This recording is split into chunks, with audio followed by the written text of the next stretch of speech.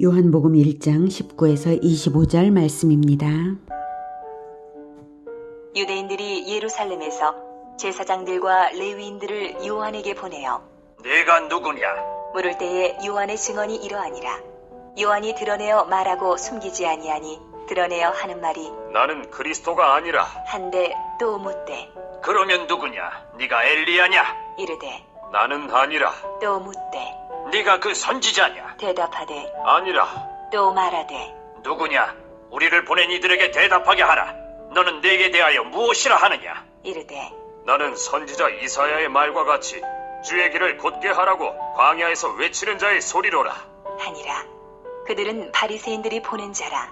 또 물어 이르되 네가 만일 그리스도도 아니요 엘리야도 아니요 그 선지자도 아닐진데 어찌하여 세례를 베푸느냐? 사랑하는 형제 여러분, 5월 3일 월요일 새벽 묵상에 오신 것을 환영합니다. 어제 토요일에 30절까지 읽었는데요. 오늘은 25절까지 많이 읽어보았습니다. 하나님께서 하나님의 아들을 이 세상에 보내신 것은 하나님 아버지와 아들이 언약이 있었기에 일어난 일입니다. 그것들을 알 수 있는 표현이 1장 11에서 13절에도 나옵니다. 11절 자기 땅에 오매 자기 백성이 영접하지 아니하였으나, 즉 왕으로 오셨다는 사실입니다. 왕이 되는 것은 언약이 필요한 일입니다. 12절 영접하는 자 곧 그 이름을 믿는 자들에게는 하나님의 자녀가 되는 권세를 주셨으니, 예수를 왕으로 영접하는 자에게 하나님의 자녀가 되는 권세를 하나님이 주셨다는 사실입니다. 권세를 주는 데에는 그만한 근거가 필요하죠. 13절 이는 혈통으로나 육정으로나 사람의 뜻으로 나지 아니하고 오직 하나님께로부터 난 자들이니라. 오직 하나님께로부터 나는 생명입니다. 그것은 하나님과 예수님 사이에 언약이 있었다는 것입니다. 예수님을 영접할 때 하나님이 영원한 생명을 주시는 것, 이거는 하나님과 예수님 사이에 언약이 있었다는 것입니다. 제국의 왕이 소국의 왕을 임명할 때에 왕대 왕의 언약 없이 분봉왕을 세우지는 않습니다. 하나님은 언약이 있었기에 언약대로 예수님을 왕으로 보내신 것이고, 보내시기 전에 언약 백성 이스라엘이 왕을 기다릴 수 있도록 구약시대 1500년 동안 율법과 선지자를 주셔서 많이 가르치셨습니다. 율법은 언약 위에 세워진 것이죠. 그래서 율법을 받은 백성들은 언약 백성이고, 그리고 그 언약 백성들을 선지자가 많이 가르쳤습니다. 그런데 이스라엘은 예수 그리스도를 거부했고, 그럴지라도 하나님과 예수님 사이의 언약은 취소될 수 없기에 예수님을 왕으로 영접하는 사람이라면 선민이 아닐지라도 선민처럼 하나님이 인정하시는 것입니다. 하나님과 예수님 사이의 언약은 깨뜨려질 수 없기에 예수님의 백성 구성이 달라질 뿐 언약은 반드시 성취되는 것입니다. 그렇다면 그 언약의 내용은 무엇일까 하면, 언약은 쌍방이 내는 것이 있죠. 서로가. 그래서 구약시대 율법을 받은 백성이 그리스도의 백성이 된다는 것이 바로 하나님이 그리스도에게 제공하시는 것이죠. 그 왕의 백성을, 하나님의 백성을 그리스도에게 제공하시는 것이고, 그리스도는 율법을 받아 회개하는 백성을 위해 자기의 생명으로 하나님께 제사하는 것입니다. 그것이 구약성경의 제사법에 나타난 것입니다. 즉 백성을 대신하여 그들의 죄를 짊어지고 심판을 당하면서 자기 백성을 위하여 기도하면 언약대로 성취되는 것입니다. 그것이 그리스도가 할 일입니다. 그래서 율법을 받은 선민 이스라엘은 그리스도를 기다려왔는데요. 왕을 기다리는 자가 왕의 백성인 것이니 당연히 기다리죠. 왕을 기다리지 않는다면 그것은 이미 마음에서 언약을 어긴 것입니다. 왕의 백성이 아니어서 그리스도를 안 기다리는 것이죠. 자, 그런데 말라기 이후 400년 동안 이스라엘에는 선지자가 없었습니다. 선지자가 없는 기나긴 기간은 이제 그리스도가 최후로 오실 차례라는 것을 의미합니다. 더 간절하게 기다리게 하시는 것이죠, 하나님께서. 그래서 23절에 주의 길을 곧게 하라고 광야에서 외치는 자의 소리라고 말하죠. 그래서 주의 길을 곧게 하라고 광야에서 외치는 자의 소리가 바로 그리스도보다 먼저 등장하고, 그래서 주의 길을 곧게 하기 위해서 소리를 외치고, 먼저 등장하고, 그 선지자의 소개로서 이스라엘의 그리스도가 공식 등장할 것입니다. 광야에서 외치는 자의 소리는 구약 최후의 선지자가 될 것이고, 그가 소개하는 분은 그리스도입니다. 이것은 예언된 것입니다. 이사야 40장 3절에 외치는 자의 소리여 이르되 너희는 광야에서 여호와의 길을 예비하라, 사막에서 우리 하나님의 대로를 평탄하게 하라, 이렇게 이사야 40장 3절에 예언되어 있습니다. 그런데 드디어 구약 최후의 선지자가 등장한 것입니다. 그가 세례 요한입니다. 세례 요한은 요단강에 등장해서 사람들에게 세례를 베풀기 시작했고, 사람들은 아주 많이 세례 요한에게 가서 줄 서서 세례를 받았습니다. 사람들이 요한에게 세례받은 이유는 그리스도를 기다리기 때문입니다. 400년 만에 등장한 선지자이기에 그리스도의 사자인 것이 분명합니다. 그러기에 성경을 알면 세례 요한에게 와서 세례를 받게 되어 있습니다. 그리스도의 소개자 요한을 통해서 그리스도를 만날 수 있기 때문이죠. 그런데 오지 않은 사람들이 있었는데요. 그들은 바로 예루살렘에 사는 유대인들입니다. 그들은 제사장들과 레위인들을 요한에게 심부름 보내는 위치인 사람들이니까 굉장히 높은 사람들이겠죠. 아마도 산헤드린 공회일 것입니다. 산헤드린보다 높은 사람들이 이스라엘에는 없습니다. 제사장들보다 높은 유대인들은 그들밖에 없습니다. 그런데 본인들은 안 오고 심부름꾼들만 보내서 묻는 것이 네가 누구냐 물은 것입니다. 즉 네가 그리스도냐 이 뜻으로 물은 것이죠. 정말 대단하지 않습니까? 네가 그리스도냐 이런 질문을 심부름꾼을 보내어서 하다뇨. 네, 자기들이 와서 영접하지 않고 말입니다. 자, 그들도 궁금한 것은 세례 요한이 그리스도인가 하는 것입니다. 만약 세례 요한이 그리스도라면 어쩔 뻔한 거예요. 심부름꾼들을 보내다녀 감히.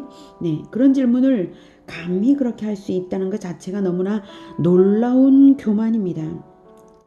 자, 요한도 그 질문의 의중을 알았기 때문에 누구냐는 질문에 20절에 나는 그리스도가 아니라 라고 대답한 것입니다.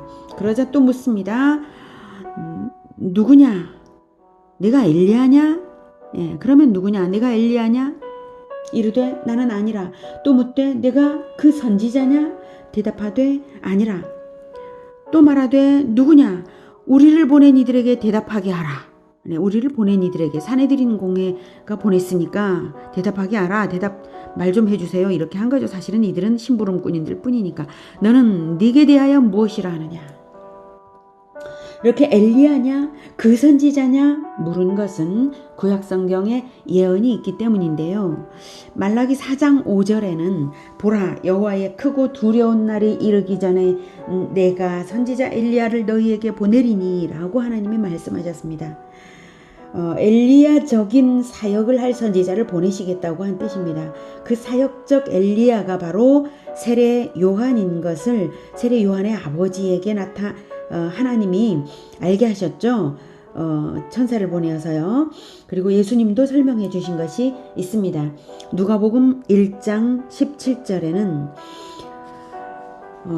천사가 사가랴에게 성전에서 사가랴를 만나 주었죠. 사가랴 제사장에게 이렇게 말했어요. 천사가 누가복음 1장 17절에 그가 또 엘리야의 심령과 능력으로 주 앞에 먼저 와서 주는 그리스도입니다. 주 앞에 먼저 와서 아버지의 마음을 자식에게, 즉 하나님 아버지의 마음을 자식인 이스라엘에게 거스르는 자를 의인의 슬기에 돌아오게 하고 주를 위하여 세운 백성을 준비하리라. 그리스도를 위하여 백성을 세우도록 준비하리라는 것입니다. 이제 태어날 아기가 그렇다고 천사가 사가랴에게 그 수태고지를 하면서 말을 한 것입니다. 그래서 세례 요한을 임신하기 전에 사가랴에게 천사가 알려줬어요.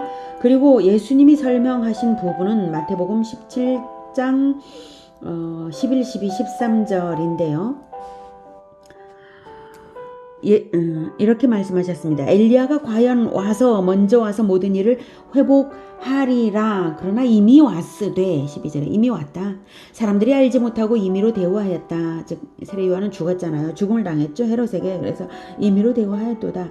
인자도 이와 같이 그들에게 고난을 받으리라 하시니 그제서야 제자들이 예수께서 말씀하신 것이 세례 요한인 줄 깨달으니라. 그래서 예수님이 구약에서 엘리야를 보내리라 하신 그 엘리야가 세례 요한이었구나 이렇게 깨달았다는 뜻이에요. 자, 그 선지자냐 이렇게 사내들인 공회가 보낸 사람들이 그 선지자냐 물은 그 선지자는 신명기 18장 15절 모세가 말한 나와 같은 선지자라는 표현에 있습니다. 모세는 나와 같은 선지자를 그리스도를 뜻하는 것으로 한 말인데요. 유대인들은 어쨌든 그렇게 물었습니다. 신명기 18장 15절에 내 하나님 여호와께서 너희 가운데 내 형제 중에서 너를 위하여 나와 같은 선지자 하나를 일으키시리니 너희는 그의 말을 들을지니라. 이렇게 모세가 말을 했죠. 나와 같은 선지자 하나, 그 유일한 그 선지자를 보낼 것이다. 그리스도를 보낼 것이다. 이렇게 모세가 말을 했던 것입니다. 자, 그래서 요한이 드러내어 말하고 숨기지 아니하니 드러내어 하는 말이 나는 그리스도가 아니라 라고 말을 하면서 23절에 나는 선지자 이사야의 말과 같이 주의 길을 곧게 하라고 광야에서 외치는 자의 소리로라 이렇게 대답한 것입니다. 그래서 이제 바리새인들이 보낸 그 심부름꾼들이 또 물었어요. 네. 내가 만일 그리스도도 아니요 엘리야도 아니요 그 선지자도 아닐진데 어찌하여 세례를 베푸느냐. 그 질문 의도가 호의적인 것 같습니까? 비호의적인 것 같습니까? 이미 경계심이 있기에 바리새인들은 본인들이 온 것이 아니라 심부름꾼을 보내어 이런 질문을 한 것입니다. 그리스도를 기다리지 않기에 모든 예언을 알면서도 엘리야냐 그 선지자야 모든 예언을 다 알면서도 그리스도의 선구자에게 오지 않았고 그에게 세례도 받지 않은 것입니다. 유대 종교 지도자들인 바리새인들은 기득권을 누리고 있었기에 불안한 것이죠. 그리스도가 오기를 원하지 않았습니다. 그리스도의 왕국을 원하지 않는다는 사실은 자기들의 왕국을 누리고 있었다는 것과 다를 바 없습니다. 그것이 바로 마귀가 주는 탐심이었고 에덴 동산에서 아담이 저지른 것과 똑같은 일이죠. 왕이신 하나님의 언약을 거부하고 자기가 왕의 행세를 한 것입니다. 그들은 기득권자였기에 율법을 맡은 자들이면서도 하나님의 언약조차도 거부한 것입니다. 우리가 세상에서 부족함 없이 살면 좋을 것 같지만 안 좋은 것이 있습니다.